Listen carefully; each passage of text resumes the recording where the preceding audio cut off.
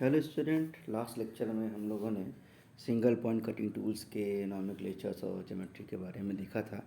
आज हम लोग मल्टी पॉइंट कटिंग टूल्स का अध्ययन करेंगे। मल्टी पॉइंट कटिंग टूल्स ऐसे कर्तन औजार होते हैं जिनमें एक से अधिक कर्तन धारें या कटिंग एजेस होती हैं, जैसे milling cutter, drills, broaches, reamers, grinding wheels. अब हम इनका क्लासिफिकेशन अगर करें तो क्लासिफिकेशन करने के लिए तीन तरह से इसे हम क्लासीफाई कर सकते हैं। पहला हो जाएगा आपका linear motion multi point cutting tools, दूसरा हो जाएगा rotary motion multi point cutting tools, और तीसरा जो हो जाएगा वो हो जाएगा linear and rotary motion multi point cutting tools. Linear motion multi point cutting tools क्या होते हैं? इस वर्ग के अंतर्गत ऐसे बहुबिंदु कर्तन औजार आते हैं जो कर्तन के दौरान रेखीय गति या लीनियर मोशन में रहते हैं। जैसे इसमें ब्रोच इसका एक एग्जांपल है। Rotary motion multiple point cutting tools, इसमें क्या होते हैं? इस वर्ग के अंतर्गत ऐसे बहुबिंदु कर्तन औजार आते हैं जो कर्तन के दौरान केवल रोटरी मोशन करते हैं, जैसे मिलिंग कटर हो गया, हब हो गया, ये सारे टूल्स। रेखीय में घूर्णी गति linear and rotary motion multi point cutting tools कौन होते हैं? इस वर्ग के अंतर्गत ऐसे बहुबिंदु कर्तन औजार आते हैं जो कर्तन के दौरान लीनियर और रोटरी दोनों प्रकार की गति करते हैं। उदाहरण के लिए ड्रिल्स है, रीमर्स हैं, बोरिंग टूल्स हैं इत्यादि। अब हम लोग आज स्टडी जो कर रहे हैं, आज हम लोग अभी ब्रोच के लिए देखते हैं। ब्रोच क्या होता है? ब्रोच एक बहुबिंदु अर्थात मल्टी टीथ औजार है जो ब्रोचन संक्रिया या ब्रोचिंग ऑपरेशन के लिए ब्रोचन मशीन पर प्रयुक्त किए जाते हैं। ब्रोचन संक्रिया के अंतर्गत कर्तन के दौरान ब्रोच रेखीय गति करता है। अब ये देखिए एक ब्रोच दिखाया गया है, इसके क्लासिफिकेशंस को भी बताया जाएगा। ये इंटरनल ब्रोच है जिसके थ्रू हम लोग आंतरिक ब्रोच है, आंतरिक सतहों पर विभिन्न शेप और हम लोग जनरेट कर सकते हैं इस ब्रोचिंग या इस ब्रोच के थ्रू। स्पेस के विभिन्न भागों को पहले देख लेते हैं, फिर क्लासिफिकेशन को आपको समझाएंगे। तो इसमें देखिए भाग जो मेन है, पुल एंड दिखाया जा रहा है जिसको हम लोग पुल सिरा बोलते हैं। इसका वर्क जो होता है इसे शंक के नाम से भी जाना जाता है। कर्सर सिरे पर एक शंक की पूरी लंबाई में ब्रोच को ब्रोच पुलर की सहायता से ब्रोच मशीन पर पकड़ा जाता है। ये पुल टाइप ब्रोच है। फ्रंट पायलट आपको दिख रहा है, सम्मुख पायलट जिसको बोल रहे हैं वो फ्रंट पायलट ही है। अगर पायलट से ब्रोच को कारखंड के छिद्र में संरेखित किया जाता है। फिर उसके ठीक बाद आप चलिए आइए, रुच्छखारी दांतें दिखा रहा है।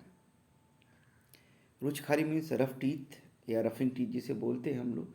ब्रोच के रुच्छ दांतें कारखंड में अधिकांशतः कटाई इसी के द्वारा किया जाता है। फिर इसके ठीक बाद आपको फिगर में दिख रहा है अर्ध परिष्कारी दांतें या सेमी फिनिशिंग टीथ। परिष्कृत दांतों की लंबाई का कुछ भाग छिद्र को सही साइज प्रदान करता है। इस भाग के दांतों को अर्ध परिष्करण दांतें कहते हैं। ठीक है, ये सही साइज प्रोवाइड करेगा। फिनिशिंग टीथ क्या है? इन दांतों का साइज छिद्र के, इसके ठीक बाद दिखा रहा है फिनिशिंग टीथ। इन दांतों का साइज छिद्र के साइज के बराबर होता है। ये दांतें सतह को परिष्कृत करते हैं। परिष्कृत दांतों के ठीक पीछे दिख रहा है पश्च या रियर पायलट। इसका वर्क ये होता है जब ब्रोच अंतिम दांतें तक छिद्र के पार हो जाता है तब पश्च पायलट उच्च छिद्र में सहारने का काम करता है। रियर सपोर्ट आपको दिखाया जा रहा है। रियर सपोर्ट पश्चटेक दिखाया जा रहा है। लंबे ब्रोचों को पश्चटेक वाले सिरे पर सहारा जाता है। ठीक है, ये तो इसके मेन भाग हो गए। ये इंटरनल ब्रोच था। अगर हम ब्रोच दांतों के तत्वों को देखना चाहें अगर हम, तो ब्रोच दांतों के तत्व जो होंगे वो देखिए ये हैं। अब इनके दांतों के कौन कौन से भाग होंगे उसे हम यहाँ वर्णित कर सकते हैं। देखिए अस्थल जिसे लैंड कह रहे हैं, दांतों को उस भाग को अस्थल कहते हैं जो वास्तविक कटाई करता है। इसका कुछ भाग पीछे की ओर झुका होता है और अवकाश कोण प्रदान करता है। ठीक है, ये दिख रहा है आपको, स्थल उस पर बना हुआ है जिसको लैंड बोलते हैं। दूसरा हो जाएगा क्लियरेंस एंगल या रिलीफ एंगल, दिखाया जा रहा अवकाश कोण बना हुआ है उसमें देखिए। इस कोण के कारण लैंड का पूर्ण भाग कार्यखंड की सतह पर रगड़ नहीं खाता। इसका मान रुक्ष दांतों पर 1.5 डिग्री से 2 डिग्री तक तथा परिष्कृत दांतों पर 1.5 डिग्री तक होता है। अब आ जाइए, रैक एंगल भी इसमें प्रदर्शित किया गया है। इस हुक एंगल या फेस एंगल भी कहा जाता है इसे।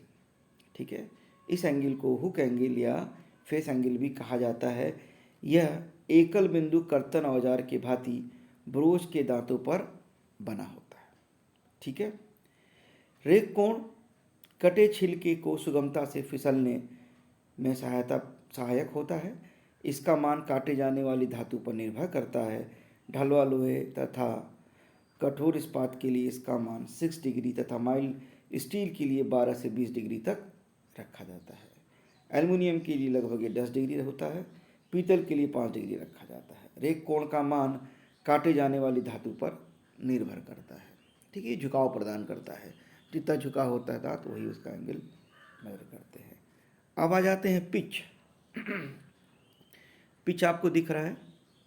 पिच क्या है? ब्रोच पर दो अगल बगल के दांतों के स्थल पर संगत बिंदुओं के बीच की दूरी को हम लोग पिच कहते हैं। रुक्ष दांतों की पिच का मान 1.25 अंडर रूट एल से 15 अंडर रूट एल तक रखी जाती है, जहाँ एल जो है छिद्र की मशीनित की जाने वाली लंबाई मिलीमीटर में है। परिष्कृत धातुओं की पिच का मान साधारणतया 1/2 गुणे रुक्ष धातुओं के पिच के बराबर रखा जाता है। ठीक है, तो दांतों की गहराई पर आ जाते हैं, ऊंचाई जिसको दिखाया गया। यह ब्रोच ब्लैंक पर काटे गए दांतों की ऊर्ध्वाधर गहराई होती है। ऊर्ध्वाधर गहराई होती है, ये आपको दिख रहा है उसमें। ठीक है, अब आ जाते हैं हम लोग ब्रोच के क्लासिफिकेशंस को। त्रिज्या भी जिस पे कर्वेचर प्रोवाइड किया जा रहा है, ये त्रिज्या हो गई। सीधा स्थल जो स्थल है उसका एक स्ट्रेट पार्ट होगा और बाकी जो झुका हुआ पार्ट है वो क्लियरेंस के थ्रू रबिंग में नहीं आता है। अब हम लोग चले आते हैं classification of broach. Action of broach के आधार पर पूर्व ब्रोच होता है और पोस्ट ब्रोच होता है। On the basis of process के internal broach and external broach होते हैं। On the basis of construction solid broach और बिल्ट अप ब्रोच होते हैं। On basis of purposes hole size broach या spline broach, surface broach, keyway broach, burnishing broach और combination broaches होते हैं। धन्यवाद। अभी के लेक्चर के लिए इतना काफ़ी है। Thank you.